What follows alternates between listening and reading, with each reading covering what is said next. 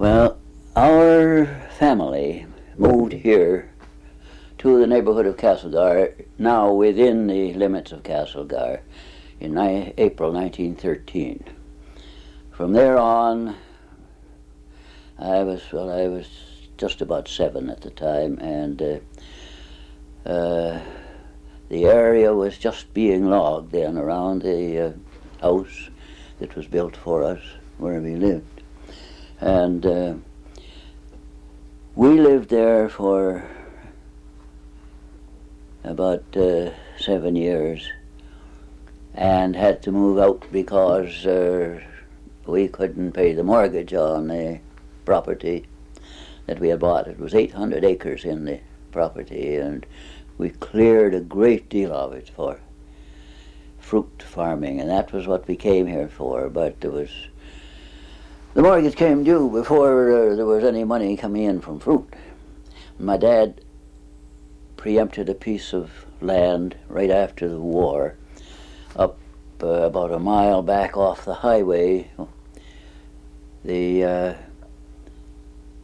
highway to Grand Forks, number 3, runs through, or just along the edge of it now. But at that time it was wilderness, more or less.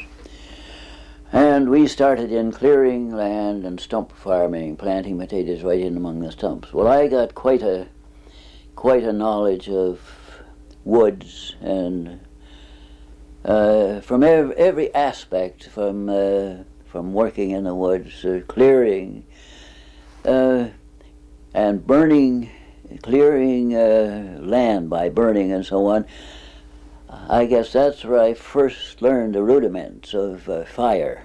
And whether you're burning to clear land or whether you're fighting a forest fire, fire is the same. It's the same element. So later on, I was one of the first, I and my brothers were probably the first men that would be called if there was a fire, because our previous experience this way. But in 1925, a big fire struck by lightning came over the mountain from up near the opposite where you are today, up above Castlegar. And all of us had to turn in. I worked on that fire. I landed up. I guess I was 19. And I ended up being in charge because the man who was in charge had gone off to look for other strikes and so on, and had not left anyone in charge, and I automatically took over. So anyway, to make a long story short, this fire burned. It ran up through the valley, back up over the head of Merry Creek, and the Forest Service impressed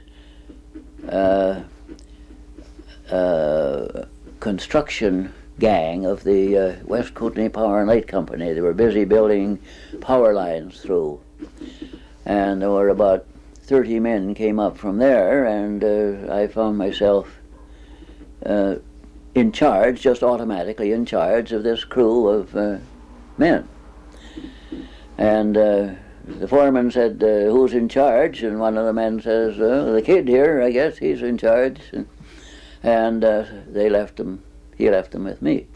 Well, we got our work done, and 2 or 3 days later the crew was released, and the foreman offered me a job.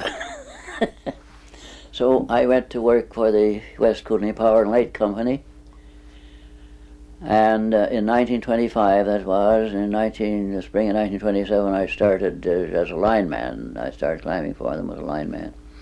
And in the fall we closed down construction work, and in the spring I was, because of my experience in line work and so on, I was recruited by the Forest Service to build a telephone line up to Old Glory, top of Old Glory Mountain, to put it a lookout. There was a temporary tent lookout up there, and I was asked to build this permanent telephone line.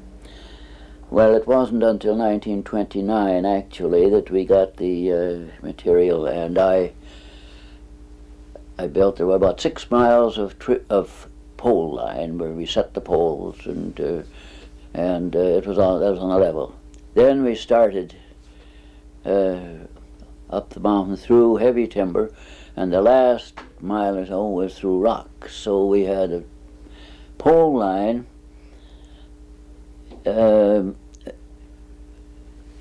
merging into a tree line. I don't know if you're familiar with a tree line, but a tree line, your line has to be loose. Your insulators are hung with bent wire so that a strain coming on them, they will straighten out and allow the wire to loose its hold, and the line wire can be carried to the ground without breakage. Mm-hmm. Well, when we got up to the end of timber, it was just rocks, precipitous rocks. There I anchored, I zigzagged from one rock to another, or if there was a little stunted tree, I would have gone to that and ran it to the top of the mountain. There we put in the telephone, and we became Rossland number 2. We were tied right into the Rossland switchboard as Rossland number 2. Actually, we ran into the old Center Star hoist room and had repeating coils there, which converted us from the grounded line to a metallic line, and then into the Rossland telephone office. So I still intended to go back to the West Kootenay, but we got a bad fire season. I was finished by about the end of July with this work. We got a bad fire season, but I was impressed, you see. And the foreman of the West Kootenay told me, your job's waiting for you. Well, I told him, I said, I'm under pressure here to remain until things are over. Well, he said, when you're free, he said, come back, your job will be waiting for you. Well, I was kept right on until October. And then I couldn't go then. I had work to do. So the next spring, the ranger prevailed on me to take the assistant ranger exams, which I did, and I started in 1930 as assistant ranger in Rossland.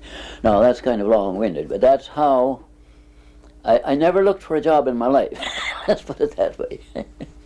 Okay, I was assistant ranger off and on for about 15 years, because with the Depression coming along, I had hoped to move up within a short time, but the Depression coming along, the number of rangers were cut in half. We were even laid off. There was no forest protection at all in 1932. So I cashed in my life insurance and bought a truck and rebuilt a school bus and took a contract to haul school children. In 1933, I went back part-time to work and turned the school bus contract over to my brother. Anyway, from then on, we summer work here, winter work. We'd go down to the coast and be put in charge of forest development projects, up to 100 men in a camp, and we would just whistle down there and get a camp built up, frames with canvas roofs and so on, and we had to build everything, you know, wash houses, do plumbing, and have heating, hot water, and showers, and all this. 1938, 39, with the war coming on, this was all wound up. And anyway, it was quite an experience, but to make a long story short, I I didn't get I got appointed as ranger in 1945. The spring, I could have gone to work the first of the year, 1945, but my brother and I put in a little sawmill on my property, and I was sawing for him, and I didn't like to leave him in the lurch, and so I didn't go to. I worked, I think, January and February to give him a chance, and then I went to work, and that was when I was put in charge of the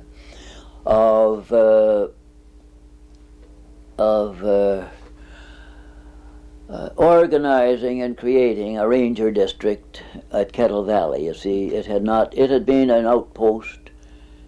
Before that, it had been an outpost of Grand Forks, and an assistant ranger from Grand Forks would go up there when he had time, and most of the inspections and so on were done from the road. You couldn't blame them, they were short-handed. Anyway, there were an awful lot of things to be covered up, to be rectified, and some that you couldn't. You just started in and hoped that no one would know about them until they had covered themselves up and so on. Trespasses on cutting? Yes. Many of them, you see, didn't even, there were no lines run, and they would figure they had the timber as far as the draw of the creek would go. Sometimes they'd go right, and I know certain ones, and they always, that was their policy, to go right to the top and start working and log down. Well, they'd start, probably didn't get onto the area they were supposed to until maybe the second or third year or so, you see. And then one of the big things that I ran into over there was I had never been in a cattle area before, and there everyone had cattle, and most of the lots and so on, a lot of the logging to begin with was done on private lots. People had been in there since the turn of the century raising cattle, and you'd find good timber right along the road, on each side of the road. And that was pretty nice to start in on. But anyway, the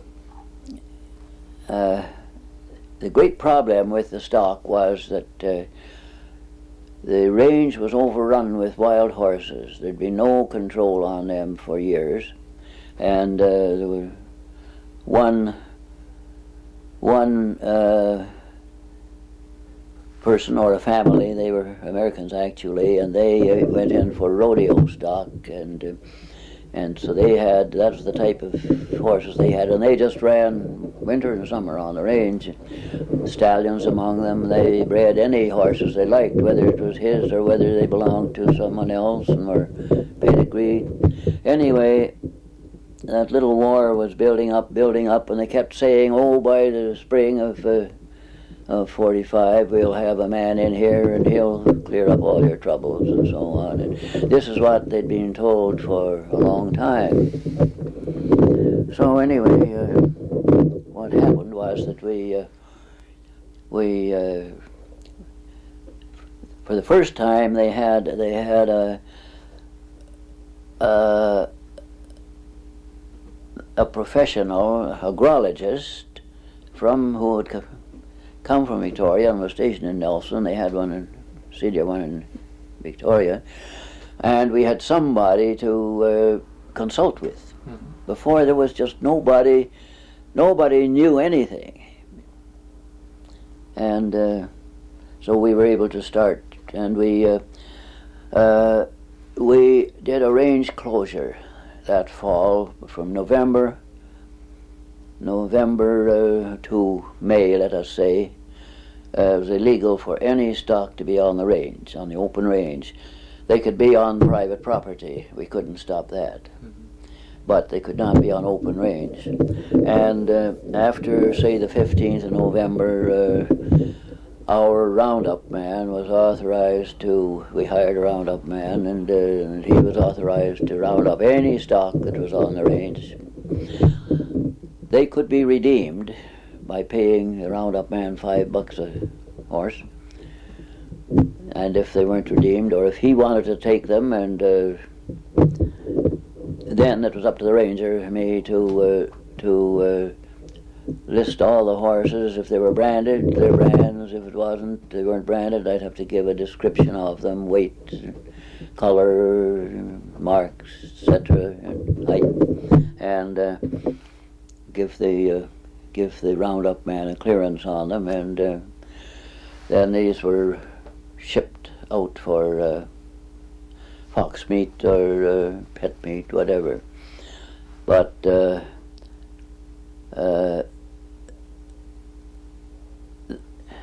I saw some of the wildest meetings, and we had everyone from Indians off the reserve, or the Soyuz, the Inca Reserve. We had the local cowmen, we had the horsemen, everybody, and we almost had some free-for-alls, but we didn't quite. Anyway,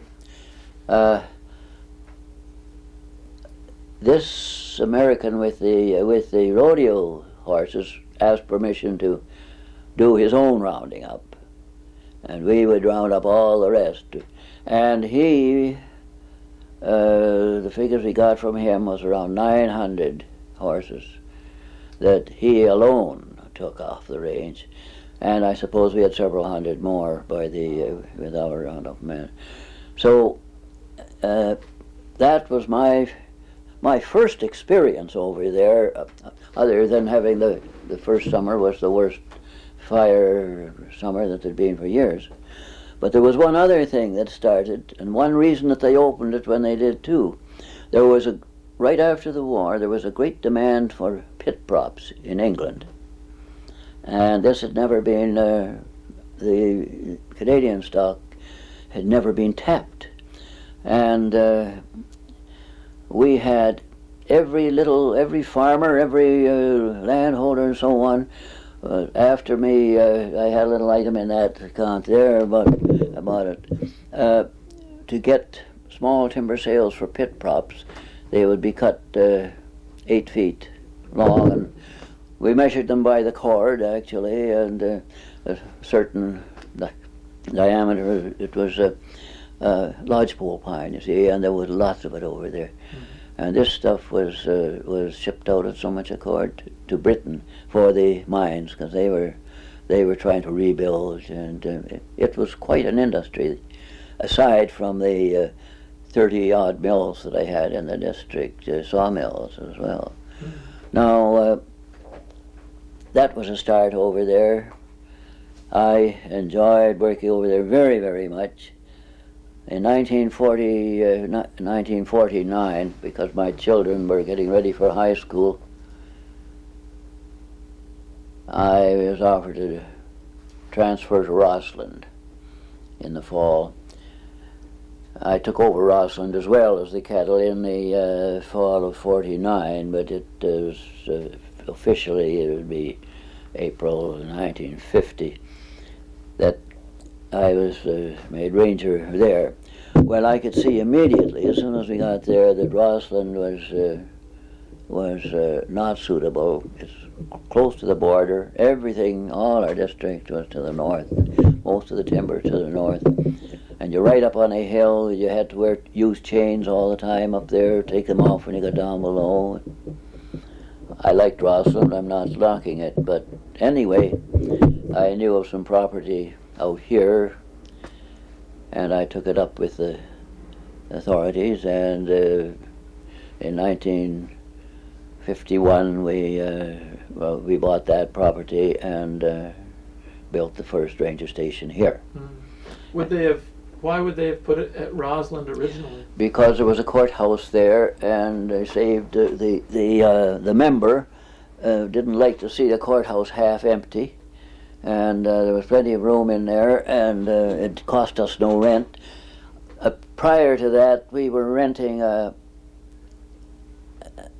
small place from Bill Waldy over at Robson, and I was stationed in Rossland as assistant ranger in the courthouse. That was in the 30s? Yes. Yeah, and Charlie Nichols was ranger. He moved down from Edgewood, and he was put in a house belonging to Bill Wally. And the member, who was in Trail, he said, "What's the use of having a government building in Rossland, and we rent a place out there?" He had the situation changed around, so both the ranger and I were there at Rossland. Well, we got along well together, and we did an awful lot of work together. Our work consisted of, in addition to our pre-organization and keeping our equipment up and so on, fighting fires, we had to keep the industry happy with supplying timber, cruising timber, taking their applications, cruising, making sales, etc. And that we worked right up as far as almost to Edgewood on the lake. And when we worked up in that section, it was always winter. We couldn't take a chance on going up there and being away from headquarters, unget-atable in fire season. So then we could travel on snowshoes too. It was always better getting around on snowshoes. But we did all our work up there. We'd go up on perhaps on Waldy's tug, and take a rowboat with us if it was not frozen, and drop off, you see, and then work our way down. Or we might go up on the CPR boat.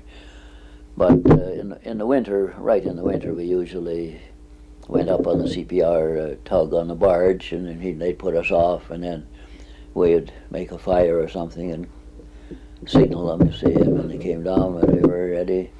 Oh, we had lots of fun and lots of hard work, and lots of experience in that, and so on, breaking ice, and so on. Anyway, this had always been a fire hazard area where you got lots of strikes, steep mountain, and lots of, you got far more ground cover and brush and so on than you did in the drier areas. And the first year I came back here as ranger, when I moved out here, there was snow right down. There was snow. We'd had a wet year the year before. There was lots of grass like this. Lots of grass, lots of bracken, lots of buckbrush, ceanothus, and willow, and we had a great infestation of willow borers. And they'd bore through these willows and weaken them, and they'd fall down, they'd break off, and some of the other brush too. And it meant that there was a heavy ground cover of dry brush and long, dense dry grass and bracken and so on. And it was in late March or April. We had a dry spell. The trains had a fire up there just about where Castlegar is. And it ran up that side hill so fast that when it came to the snow, it continued in the brush and so on, burning over the top of the snow for 50 feet or more, burning over the snow.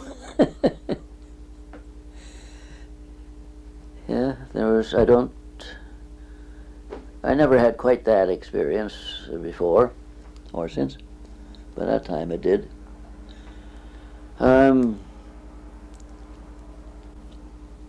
My first or almost my first active firefighting was before I was assistant ranger, and I was sent out on lightning patrol with in charge of a crew. I had 4 others, a little younger than I was, And we used, I don't know if you've seen them, I've got one over in the Heritage Building, over at the station, Lightning Patrol kit. It's, I have a picture there, but it's a slide.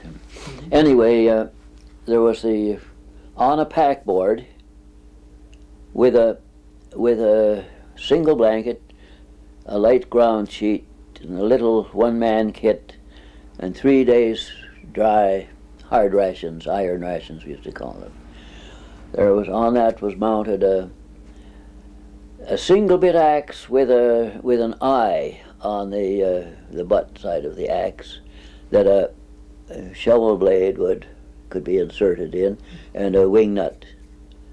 Or the shovel blade could be removed, and a little mattock. Like a Pulaski. It was like a Pulaski, but the blade was removable. The blades were removable.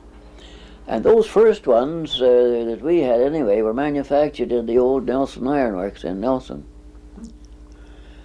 And these, you see, would be made up and ready. You'd be given those and go out and get that fire. Well, if I went out from Rossland, this fire, I took these men from Rossland. There was no road in those days, and we went out. You know where Nancy Green Lake is? Mm-hmm. We came a little past Nancy Green Lake. You know, as you're going west, then there's what they call Mud Lake. Mm-hmm. It's a small lake beyond Nancy Green, and we camped there that first night. And then in the morning we went up onto the mountain between, and we located the fire. It was about an acre, I guess, and we put a guard around it, and then I said, two of us have got to stay here to finish this, see that it's dead out. So the other three, I sent them back pretty hungry. They had to go back to Rossland, and we stayed there another 3 days. We stayed 6 or 7 days all told, and we had 3 days rations, you see. But I did find some flour in a cabin, and we made mush out of that, and I was pretty good with the stone. We got a few grouse. So anyway, we got that fire out, and we went back. But that was, when I went out to do something like that, I was not going to leave it until it was dead out. Was that when you were an assistant ranger? It was before I was assistant ranger, yeah. And it was before I had taken the exams or anything. And when you took the exam for ranger, I took them in. That was before the ranger school was established. Oh yes. So 1941. It was 1941 that I took my ranger exams. Passed my ranger exam, but I didn't. There was no. It was 1945, the spring of 1945, when I was appointed to Kettle Valley, but I didn't go to the ranger school in the first. I went in the second class. I had one assistant ranger, my senior assistant ranger, went down in the first class. The idea was to get him through as soon as possible, and my other two assistant rangers were not deemed ranger material, and they did not go down, you see. But what was ranger material? Ranger material? Yeah. Well, they didn't. I guess it figured that they were not capable of. They were good workers, and. But were there qualities sought?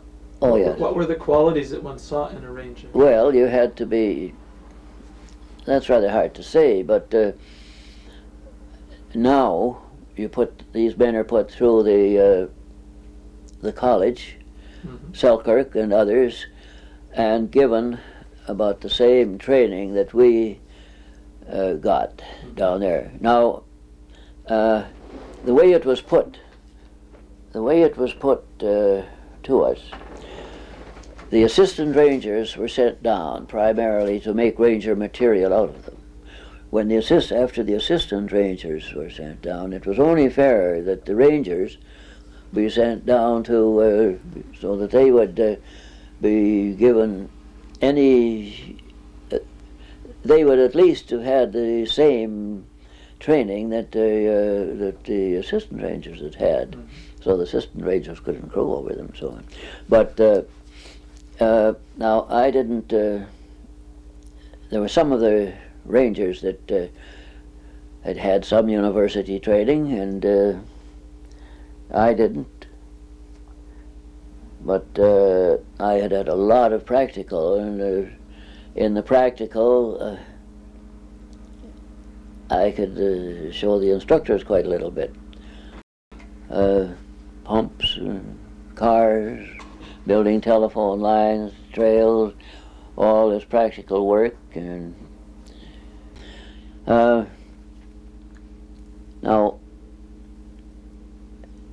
the ranger, particularly in areas like Kettle Valley, you were far from headquarters, and you soon learned that if you had a problem, you fixed it on the area, on the site. The old Bob Allen told me when I started, he says, one ranger, he said he had been to Moscow, Idaho, and taken forestry, and he was the only one of the bunch. That's the states, they had a forestry course there, you see. And he said he's the only one of the bunch that has been to university. But he said, I have more trouble with him over certain things than any of the others. He said he won't take any responsibility. I don't say that was the university's fault.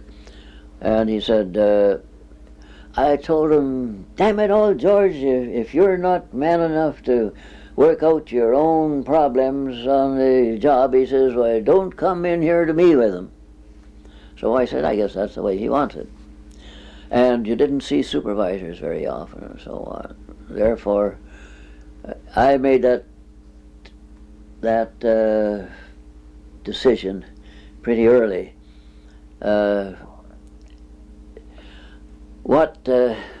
If there's something that has to be fixed up, what they don't know won't hurt them as long as it is fixed up. When you get in close to headquarters, you can't always do that. So that was my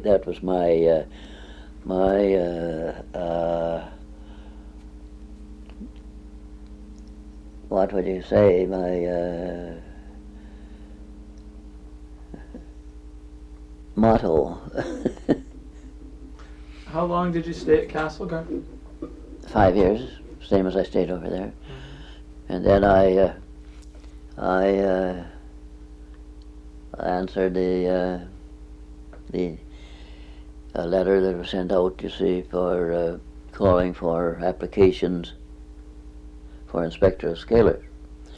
Well, you see, I had got my license back in about 1930 or thereabouts, and I did quite a bit of practical experience too, and I'd also had it reclassified down at the coast with coast scaling and so on, and I had applied for a supervisor's job when it came up, which I did not want particularly. But I felt in order not to get passed over, I should apply for it. And I got the drop dead letter. You know, not that you weren't qualified, but someone else seemed to be more suited, but et cetera, et cetera. So when I applied for the inspectors, which was the same classification, same as the supervisor, TF05, and the same rate of pay and so on. The only thing was that I worked alone. And in all the districts, there were 3 supervisors, and each supervisor had about 6 to 8 ranger districts he supervised over. Whereas I was responsible for all scaling matters and the bookkeeping, the proper returns, and all this sort of thing, and holding examinations, classes. In fact, I started the first classes because we got such poor results from just holding exams and hope that somebody would pass. Mm-hmm. So the first year I was, or second maybe, I was inspector of scalers. I made up a set I made up an examination paper more or less, and I went out. When I was out in the district, I held classes in the schoolhouses and so on my own time, all over here, Nakas, Revelstoke, Golden, Fernie, everywhere, you see. Well, the next year, the head of the Green Timber School came and said he wanted to see my papers and so on, what we were doing. And he seemed kind of impressed, and from there on, they took them back with them, and they at that time, the paper that they made up used a great deal of that material that we were using here, and it was made part of our regular curriculum. We didn't have to go out at night and work on our own time. So I felt quite good about that. And of course I think one of the most interesting phases of my whole period with the Forest Service was the working out developing the weight scale ratio scaling. And we were about 6 years or so, I guess, getting that perfected, and it was still going when I left, but since then they use it, but it's gone back. Instead of, you see, we put it all into the Forest Service hands, but it's gone back mostly into private. Mm-hmm. So anyway, I've got off the ranger bit, but anyway, having been a ranger and so on, I knew all the rangers' problems, and ranger in a lake district as well as in a cattle district. So when you were inspector of scaling, that was for the Nelson district? Yes, the entire district. So that was a very large area. From the Alberta border to, well, you could say almost into the Okanagan, because from the Kettle, a great deal of our timber went down into Kelowna, to Penticton, to Oliver, and Osoyoos. Mm-hmm. So I had to follow all that timber, go down, see that it was handled properly, that we were getting proper returns, and if they had somebody scaling down in Penticton that was not under permit, well, then I had a right to close that down if they didn't, or make them get a licensed scaler, you see, things like that, so that it you might, the divide between the Kettle and the Okanagan was my western boundary officially, but I, as I say, used to follow up and in order to control the work down in the valley there. Mm. And then there were, most of the time there were 2 of us. I was alone when I started, just one inspector, and then Frank Hill came on, but he was put out at Cranbrook. Mm-hmm. But all of the records, all of the correspondence, except between us, and so on were handled from the Nelson office. I mean, I had the lion's share, let's say, and also I had the proximity to the senior staff and so on. Mm-hmm. But I'll say that for the most part, I got very good support from them. Only once that I didn't. And that I was just about ready to throw it in, because we were working on this, bringing everyone into the same status of weight scaling and so on. It was a big company. It was the Kootenay Forest Products at the time.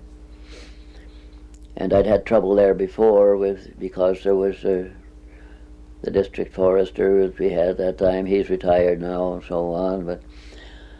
But it was a good head in many ways, but he could be awful stubborn too. Anyway, we were not satisfied with the way scaling was being done, and I gave them a letter, which of course I wrote the letter, sent it in to the assistant district forester, who was acting district forester, and he bought it immediately. He said, this is good, he said. He signed it, and it went out. Well, right away, the forester, who was and manager, who was a good friend actually of Johnson's, he came in and protested and so on.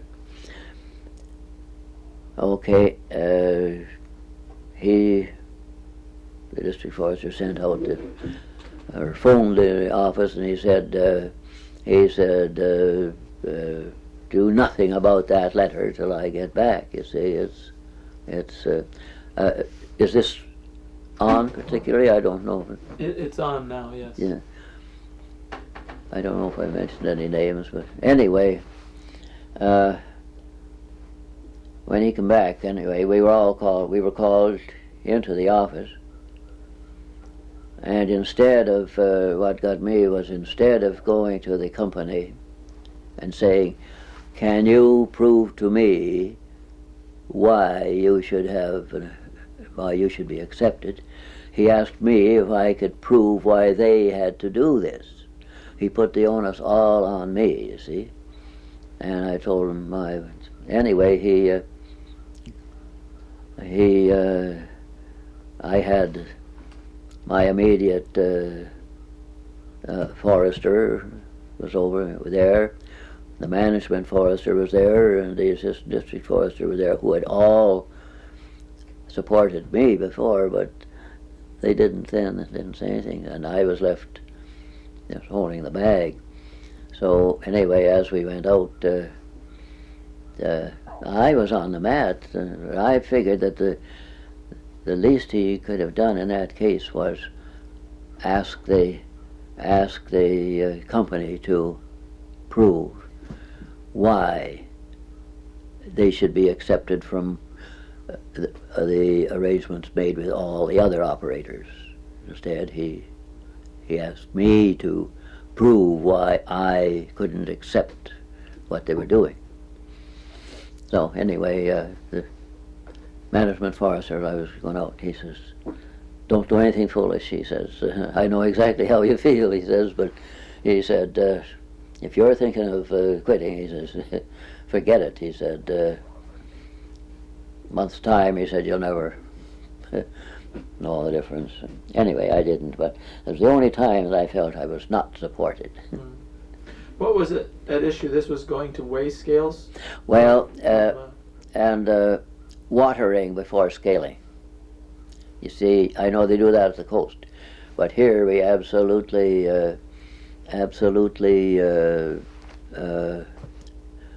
forbade that. That was where we were different to the coast. And what we did with Castlegar,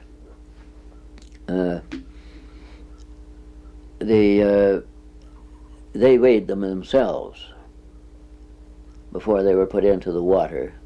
But every bundle was numbered. We cooperated with them in some respects there. They used to have do all their towing, you see, in bag booms flat bag booms. And particularly with hemlock and stuff like that, you had great lots. So together we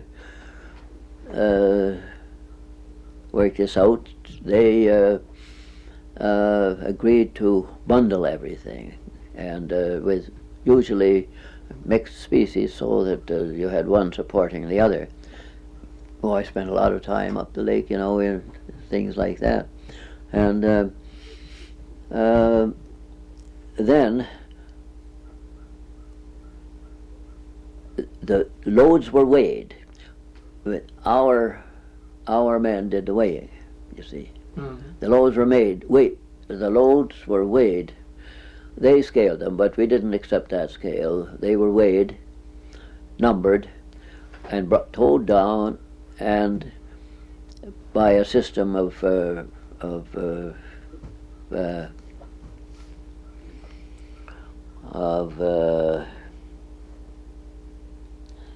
as you get old, like I am sometimes, the word just escapes you. Well, would you randomly sample? Right, random samples. These would we already knew what the numbers would be, but we'd have to we had two scalers at the mill here at Castlegar, mm-hmm. And they had the sample list, you see, and so when sample number so and so arrived, okay, that sample has to be brought over to the flat, and it has to be completely spread so that every log could be managed, and you can get on every side of it.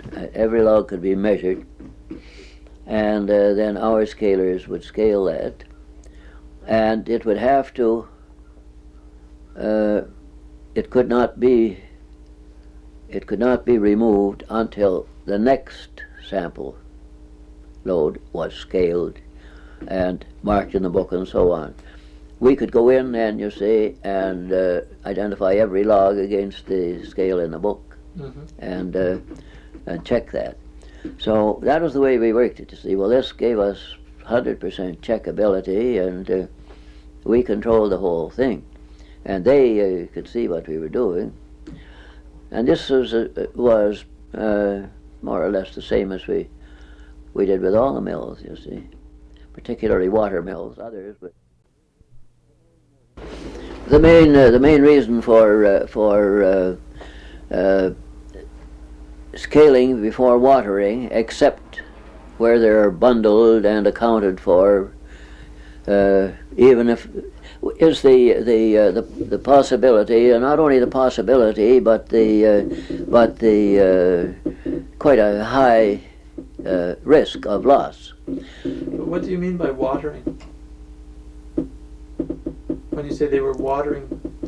Well, transportation or storage. Well, putting them in the water? Yes. I thought you meant they were keeping them wet. No. It's a term we always have used, you see, when they were put in the water. Well, we did a little study over in Castlegar Bay while I was still there. There had been a mill, mm-hmm. there, back in the teens, I guess. And some scuba divers went down, and they found that there was a tremendous amount of timber down on the bottom of that bay, and they appeared to be quite sound. You see, they'd sunk. They dumped in there. Now you can bet in those old days those were never scaled. You see, because they scaled when they pulled them up the jack ladder into the mill.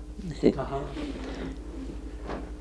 They did bring some of those up and saw them. I went and inspected them, and I said, I don't think that they will be very much value, because I think, although they seem perfectly sound, that they'll open, they'll split and warp and so on. I don't know. They tried a few, but they didn't do anything with them. But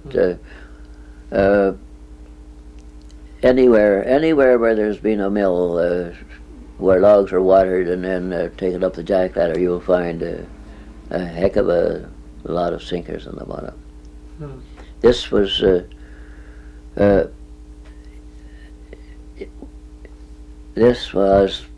our prime reason for requiring scaling before watering. Or, in the case of Castlegar, where we were weight scaling,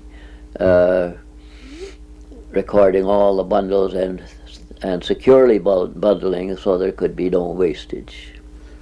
When were the first weigh scales used? Well, it was to go back, 1960, they had started working, Castlegar had started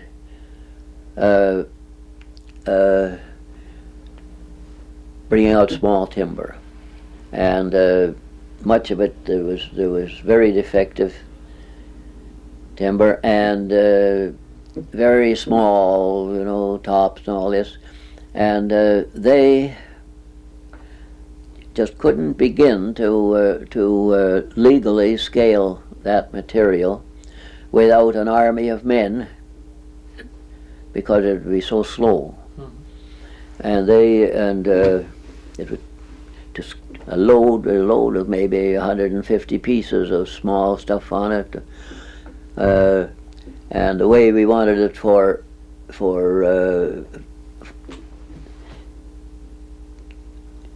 if it was scaled according to the Act, it would be scaled, every piece scaled separately and measured both ends and length and so on. And we got a request from Victoria to see if we could do something about setting up a bulk scaling system. Was that going on in other places at the time? Not at that time. Oh, well, there was yes, Creston had inquired about perhaps a sample system, mm-hmm. But at that time we did not have any, and so the DF asked me to get together with Castlegar and see if we could come up with an acceptable alternative, where there'd be no, we would not be dropping our standards or anything, but we might be able to help them out. So I went from here, and Rod Pickard, the Castlegar man, left the cusp. And we, here or Nelson, because the same distance to the junction. And we met up at Galena Bay. I suppose around about noon, and we spent the whole afternoon by the side of the road in the shade of some trees there, and we worked out the first sample scale plan to be used in the province. It was a very simple, very basic plan.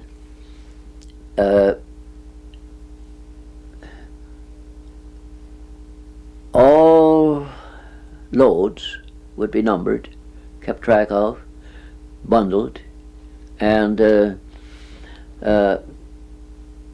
would all be counted. If they were mixed species, they'd be counted and recorded by mixed species. Our scalers, the sample scalers, that is, they would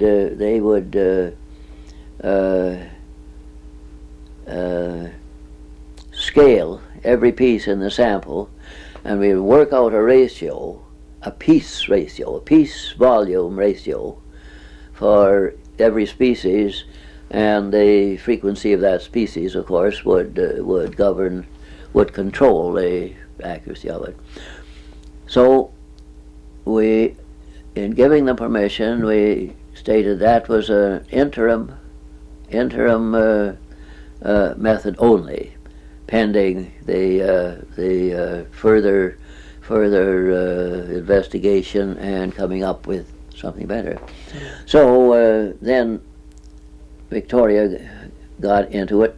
I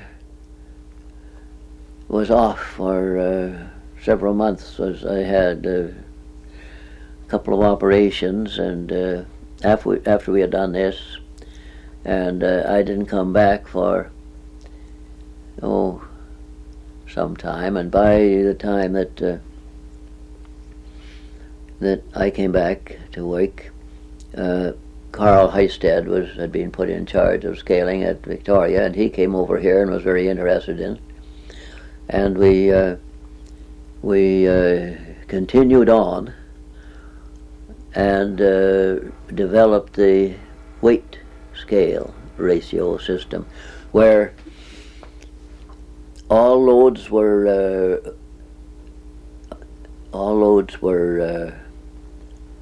numbered, and through a random sampling system, certain numbers would become samples according to the frequency as established by the mathematical process. And each load, it didn't matter. We had a little more problem with Castlegar than it did with others. Dry land, why, it was just a case of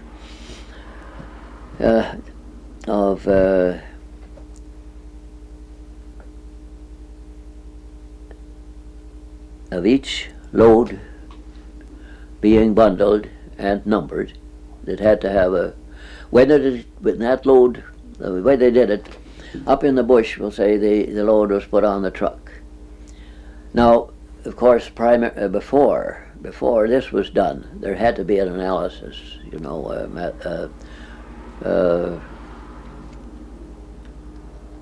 again, the word has escaped me. An analysis, anyway, made, and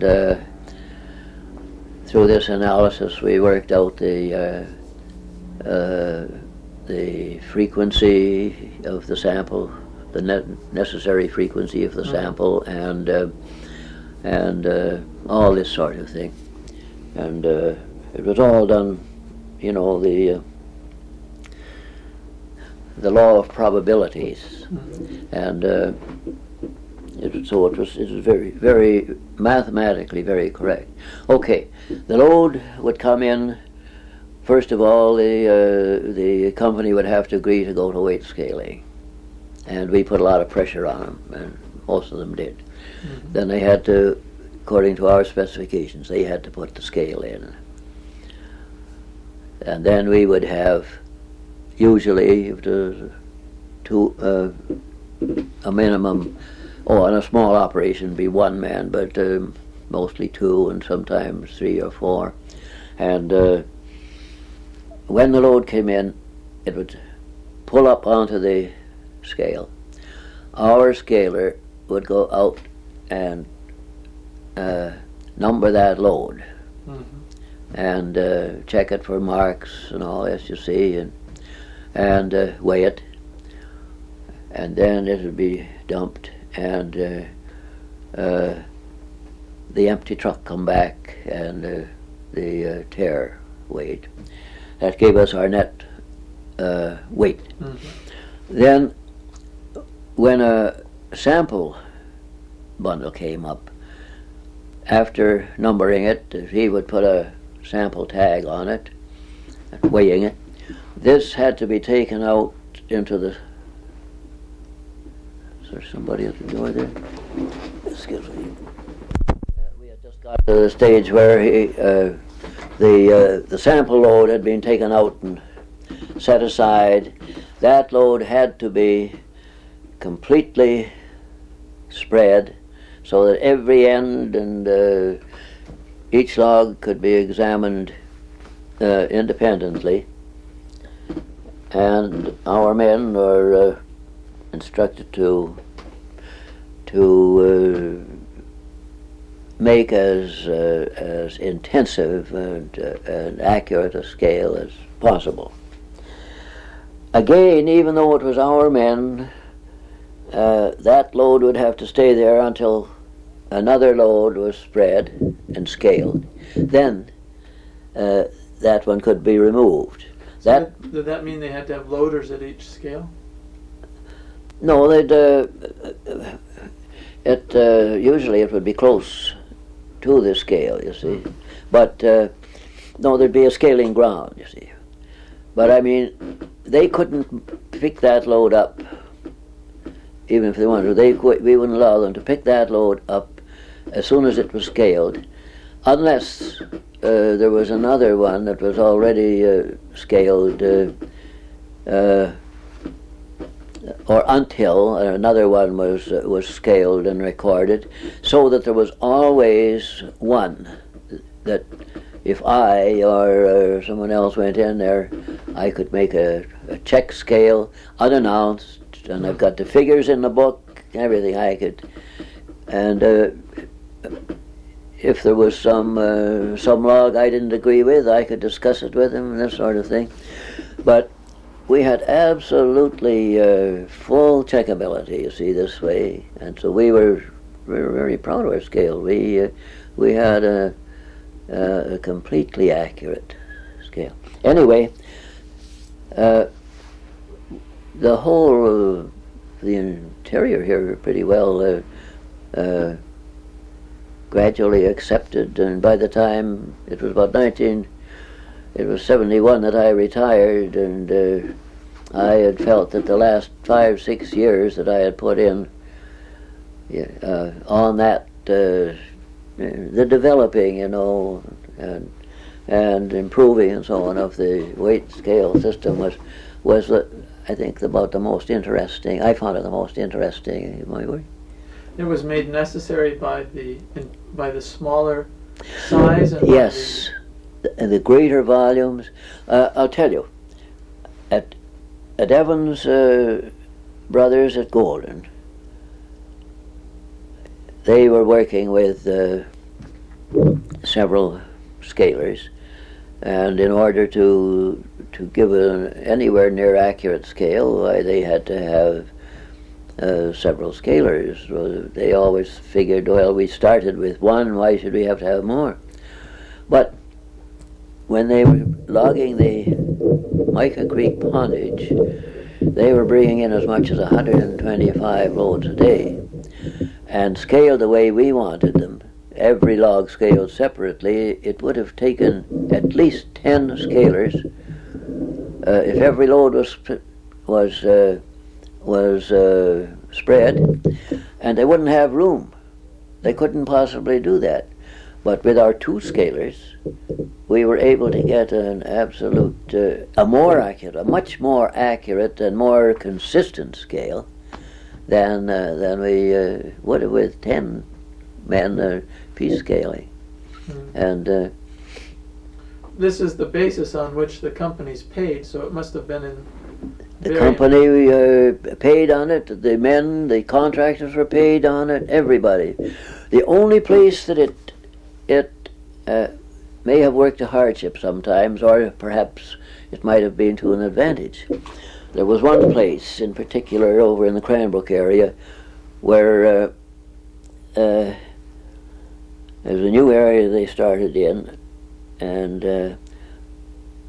there'd been a damage to the timber there, I think by a snowstorm or hailstorm or sleet, frozen rain some years before, and all the tops it was larch, all the tops had been practically all the tops had been broken, and water had got in, and there was a certain amount of rot, and some of the butts were kind of pitchy and bad, and heavy, very heavy. Well, it was just one section of this, you see. It was like that.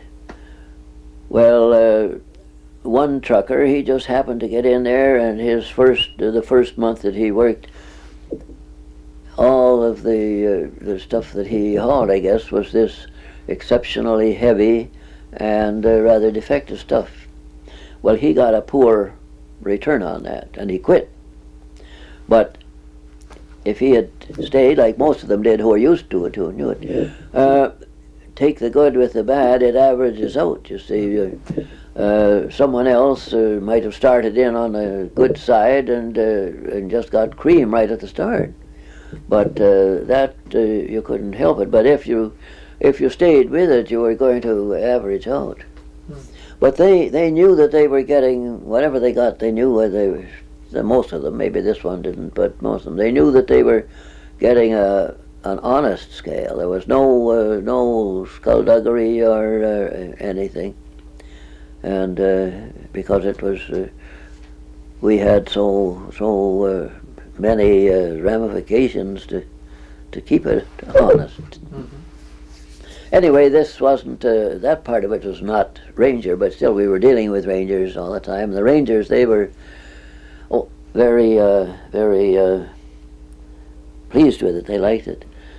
Incidentally, the district forester at the time, he made a decree that everybody in the office, forester, ranger, assistant, everyone that was with an appointment, had to get a scaler's license. So they had to come out, even some of my superiors or seniors, they had to come out and take my classes and my examinations. Of course, I was a commissioner for the taking of affidavits too, and for a year or two, I guess, there, and then they changed. I took every recruit that came in there. But later on they decided that it would probably be more prestigious if they sent them all over to the government agent. But out on the job, that was the whole thing. So that out on the job, if someone wanted to make an application, he could take an oath of office and well, there were the three parts to it. So we got a lot of inside work too.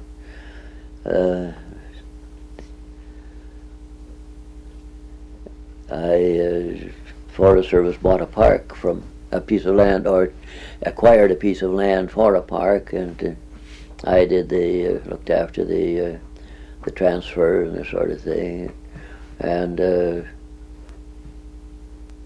insurance, and somebody wanting to get a passport, and different things. It was handy for everyone concerned.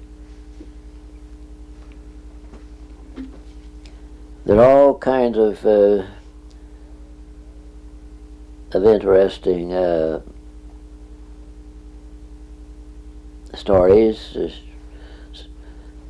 In the Kettle, for instance, when I went there first, there was no road over the hill here. You had to go around through the States, or in the summer you could go over the old Rossland Cascade Highway, which was up over to Summit. But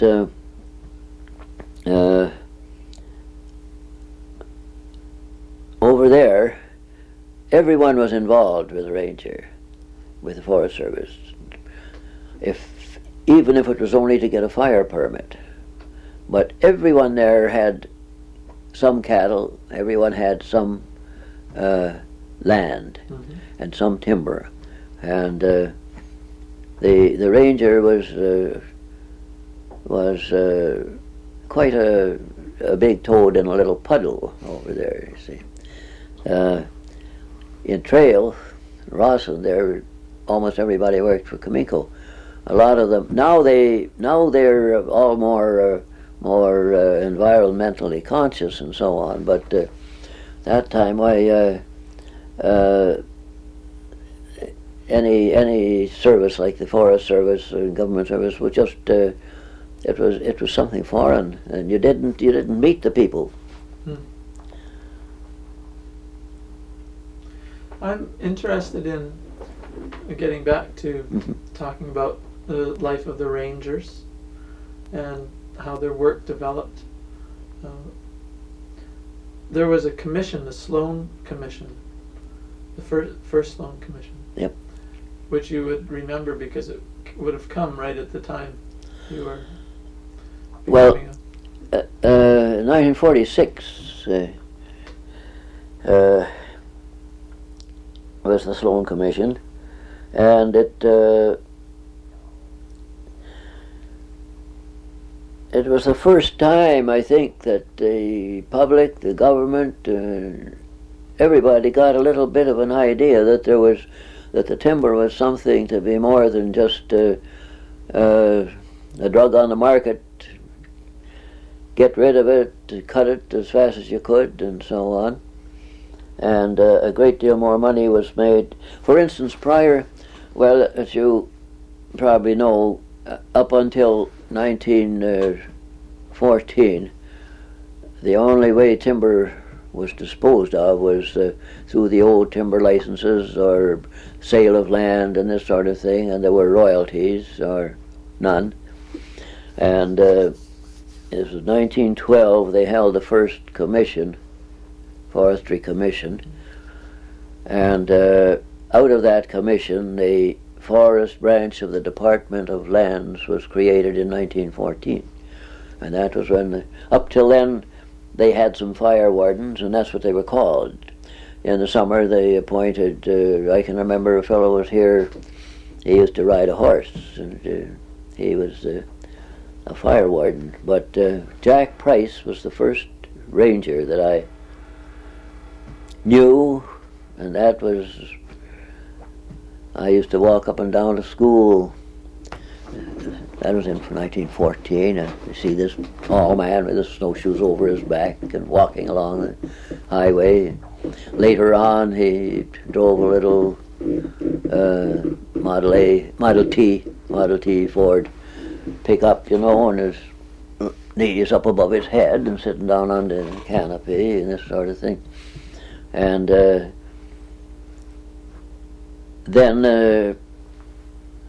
they started having assistant rangers, but they were just hired on. They were what they called the permanent temporary, or temporary permanent, whichever you like, staff. Mm-hmm. And then gradually lookouts and patrolmen and so on. But always there was this layoff in the winter, except I used to get quite a little bit of work as acting ranger, taking holidays, perhaps there was money for cruising and this sort of thing. I suppose I was hired as a compass man or a cruiser, but if I were leaving the ranger during his holidays, then I was acting ranger, you see. And I used to work up the lake, so on. But with the Sloan Commission, in 1946, 1945 I suppose, but 46, that brought in the era of the changeover to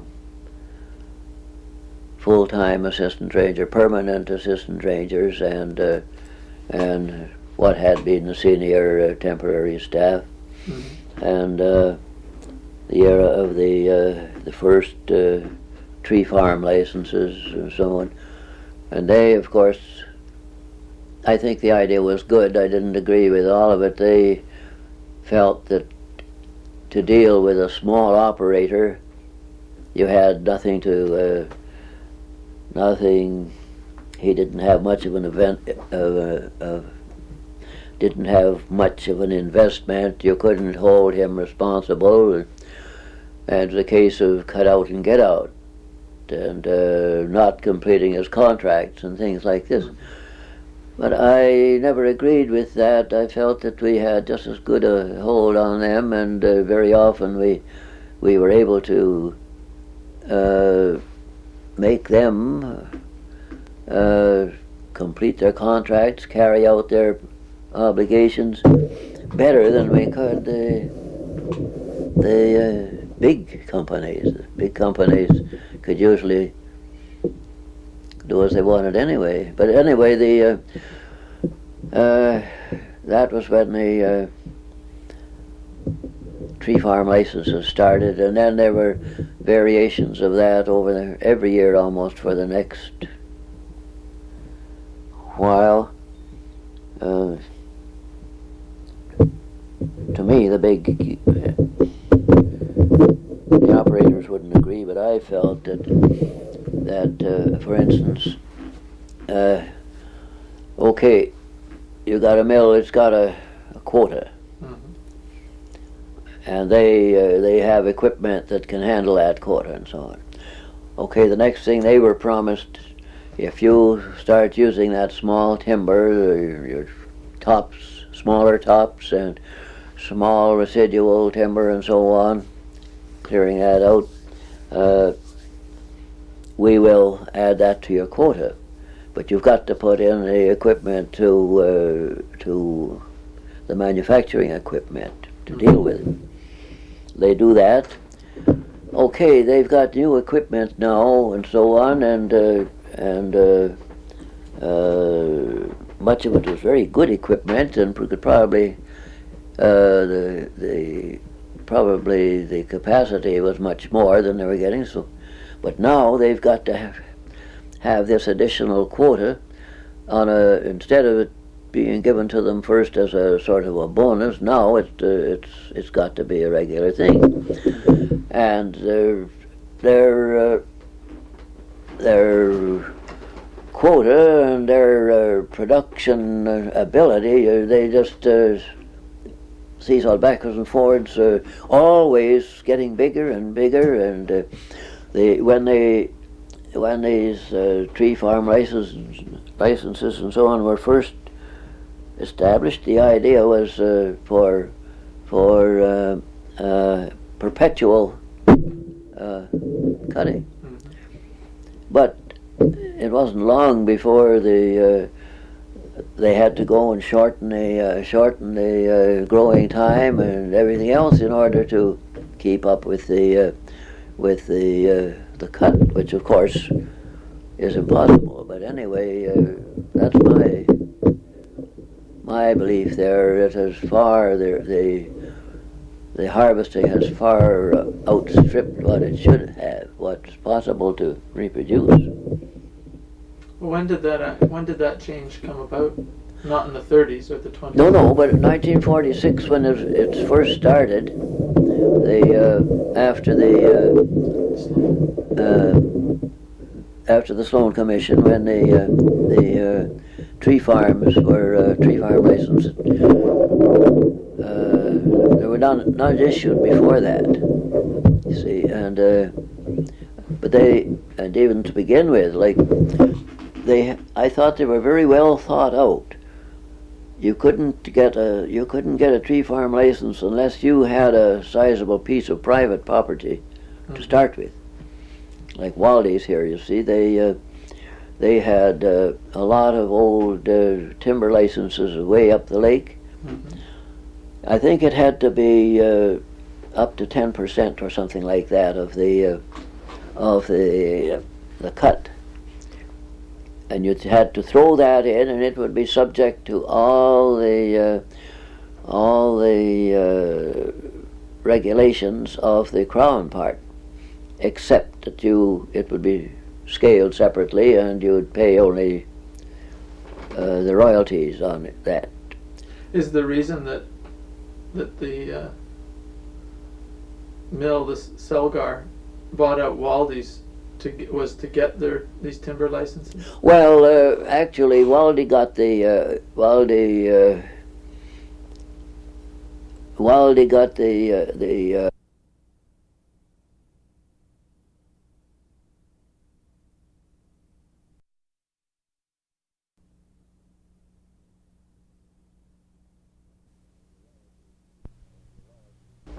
royalties on that. Is the reason that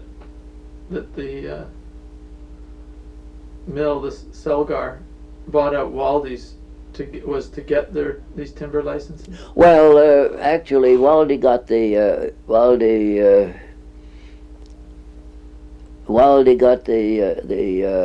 license more or less, or applied for it. He made the application, and went through the business of turning in their licenses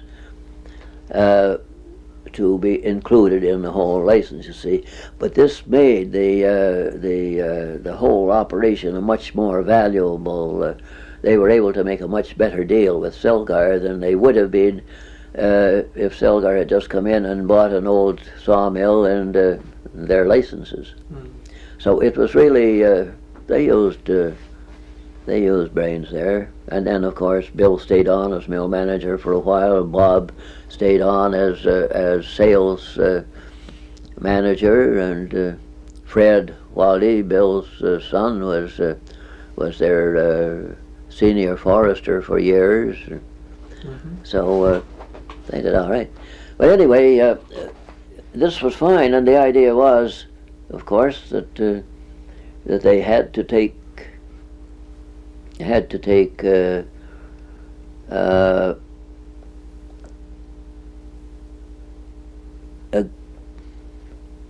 certain percentage of the and a good percentage of their cut had to be the decadent timber. Mm-hmm. That was decadent and had a limited life and so on. I know I had to go down to the mill here when they first started, and I took a lot of pictures. I took pictures they've got them at Victoria, pictures of decadent and small logs and so on, just to show what they were handling here, so they could use that at other mills and so on. Mm-hmm. So, when you were a ranger, how much did you get together with the other rangers? Once a year in the spring, we had a ranger meeting, usually. And during the Depression there for a little while, there was 1 or 2 years that they didn't have them. What was the purpose of the ranger meeting? Well, a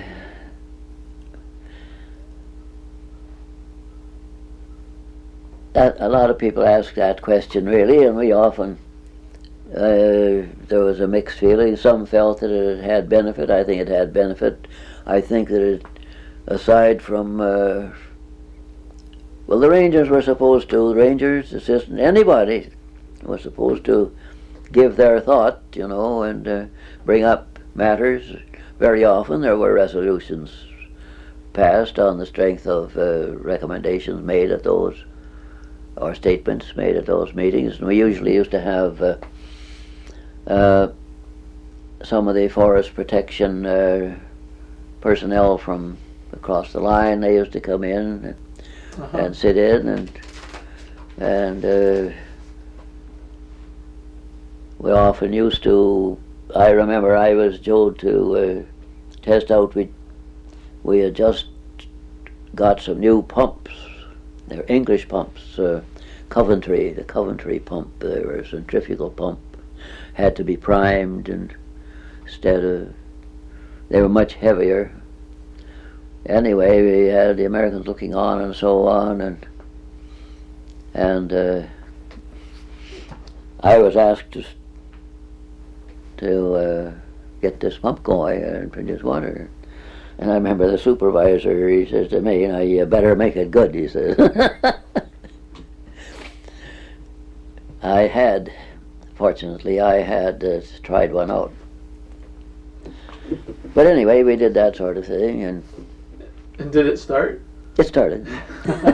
You have to tell the end of the story.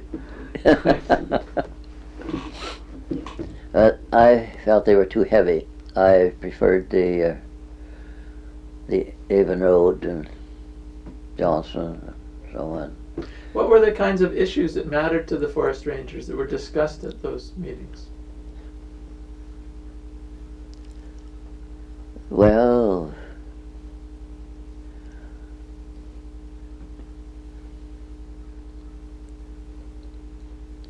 there were many things, of course.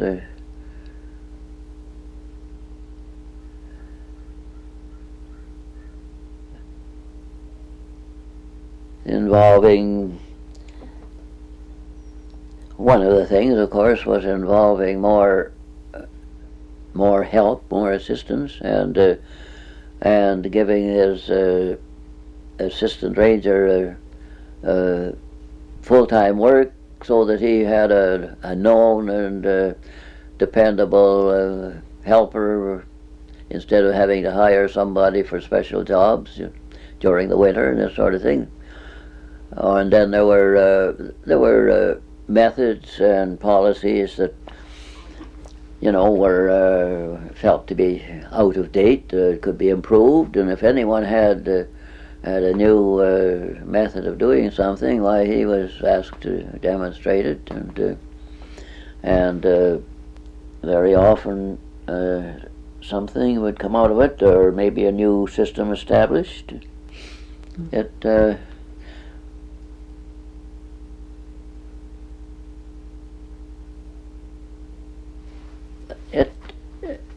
It gave, though, it was a good thing, I think. It gave them and everybody a chance to know the other ones from the other districts and what their problems were, and as a rule, I think they went back with feeling that it had been worthwhile. Mm-hmm.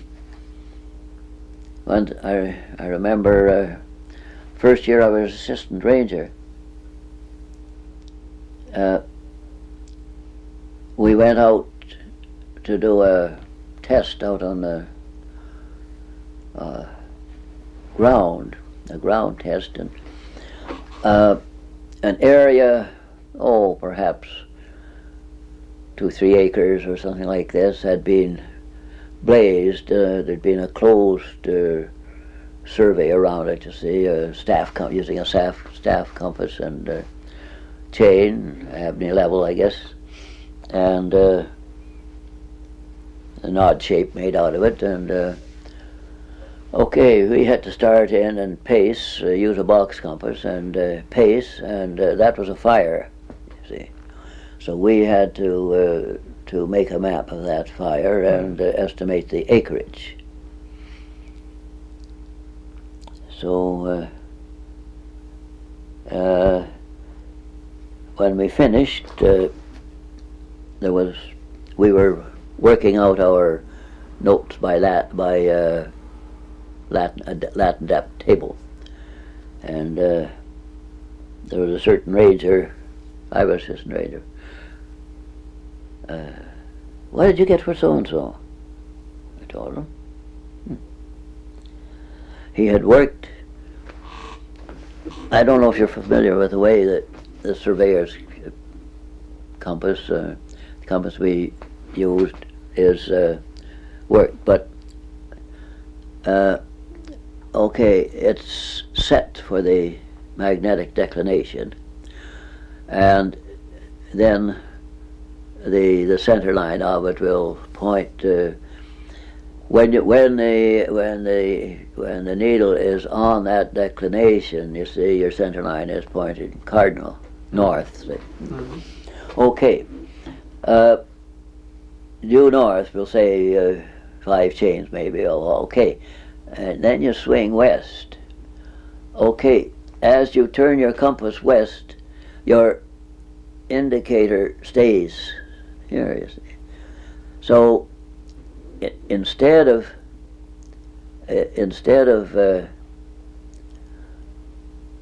or on the body of the compass, your W was over here. Mm-hmm. On the east side. They're reversed. Your east and your west are reversed on the box of the compass, so that you're going north. Now, as you swing here, your needle is on this side, so you read by that W. 30 degrees west.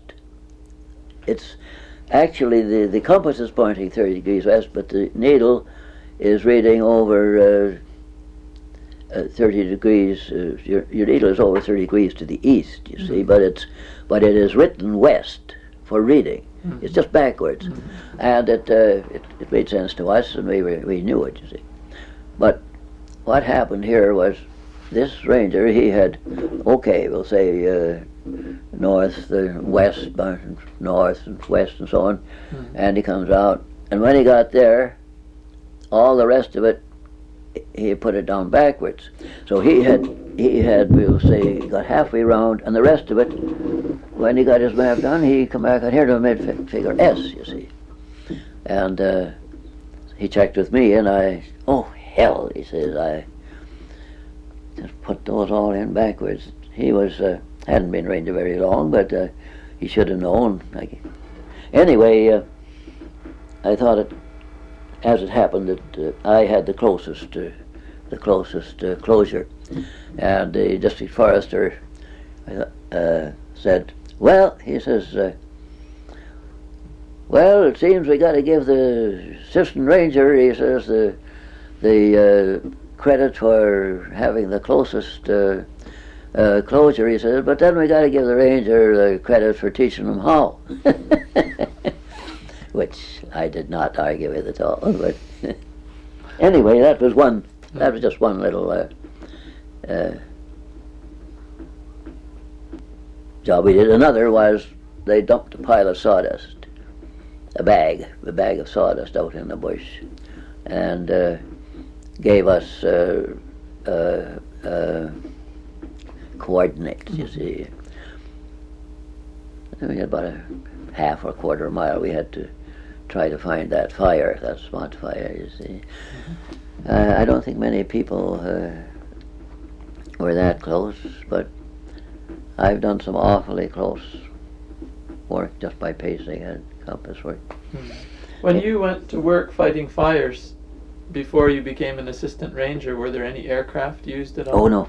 There was only one. It started about 1928 or 29, and that was just for spotting, and that was Colonel Dobbin. Colonel Dobbin, there was a piece in the Nelson paper about him in the heritage item. And